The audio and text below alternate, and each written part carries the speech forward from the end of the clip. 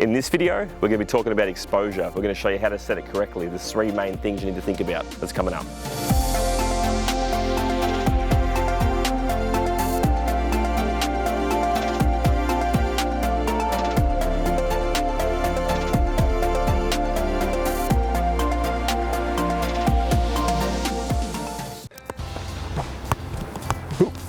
I'm not really a soccer player, but I try my best. What's up guys, thanks for watching Video Park. My name's Glenn, and on this channel we inspire to learn, teach and create better looking video content. So today we're going to be covering exposure. There's really three things you need to think about when you're setting your exposure correctly on your DSLR camera. First we're going to cover shutter speed. So basically shutter speed is the amount of time that your sensor is exposed to light, and this is measured in fractions of a second. So the rule of thumb basically is whatever frame rate you're shooting at, you want to double your shutter speed. So if I'm shooting at a frame rate of 25 frames a second, I'd set that shutter speed for 1/50th of a second. So I'm shooting at 60 frames for a bit more slow motion, I'd double again that frame rate to 1/20th of a second. So that's really your rule of thumb, is to double your shutter speed to get some nice, even, natural motion blur that you'd see from the natural eye. So how can we change the shutter speed to create a look that we want in our videos? So if we slow down that shutter speed, we're going to create a lot more motion blur. It's going to be dreamy-like effect. If we do the opposite and crank up the shutter speed fast, we're going to create less motion blur and be more jittery type Saving Private Ryan type movie where it's all fast and action-packed and, you know, reduced motion blur. So anyway, I'm going to film Steve setting that on the Canon for you. He's going to show you how to do it, and then we'll get some examples. So guys, I'm going to show you how to change the shutter speed on a Canon camera. It's in the bottom left-hand corner of your screen. You can either go by the dial to change it once you select it in the left corner, and you can use the arrows as well to amp it up or to put it down. And I'm going to start off with a dreamlike effect and get more motion blur added into my film.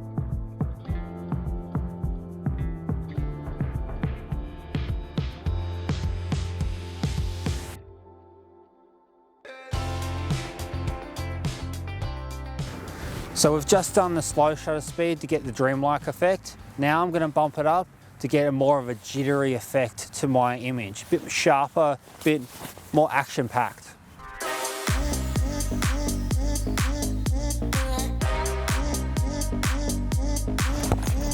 Oh, beauty!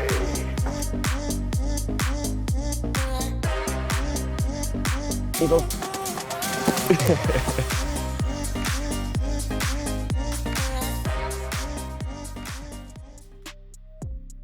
Okay, so moving on to aperture.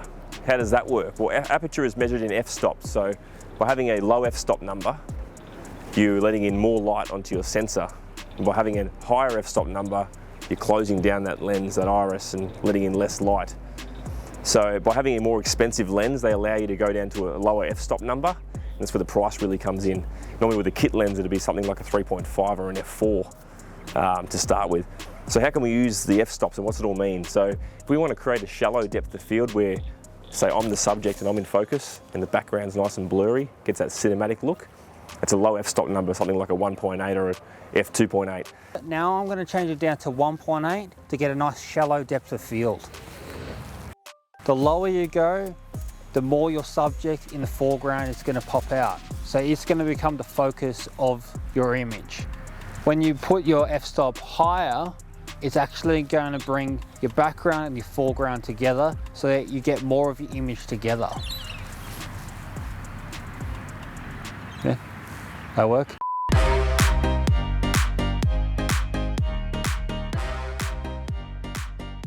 Okay, so last but not least, ISO. This is like your camera's sensitivity to light. And by adjusting this, you're adding what's called digital light or fake light. This is good in low light situations when you really just need to push for some more light, but you want to try and keep your ISO as low as possible. So probably the base rate would be about 800. You wouldn't want to go much higher than that because you are going to start to introduce more noise to your image, and it just makes it look amateur and poor quality. So as a videographer or a cinematographer or whatever you may be, and you're into video, keep your image quality crisp by keeping that ISO down. So it's getting really dark now, so I'm forced to bump up my ISO. So that's going to introduce digital noise into my image. And it's at 12,800, the highest the Canon camera can go. So you can really see a lot of that digital noise. It is getting pretty dark, but you can see a lot of digital noise in your image right now. Alright, so that's it for the video, guys. We hope you got something out of it today. We had a lot of fun shooting this video, learning how to set your exposure correctly for your DSLR camera or any camera you may have. Just remember those three principles. You've got the shutter speed, your ISO and your aperture. Once you get those set correctly for that creative look that you're going for, you're on your way to making some good video.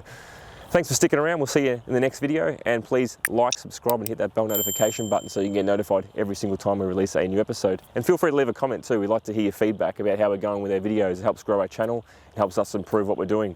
We'll see you next time.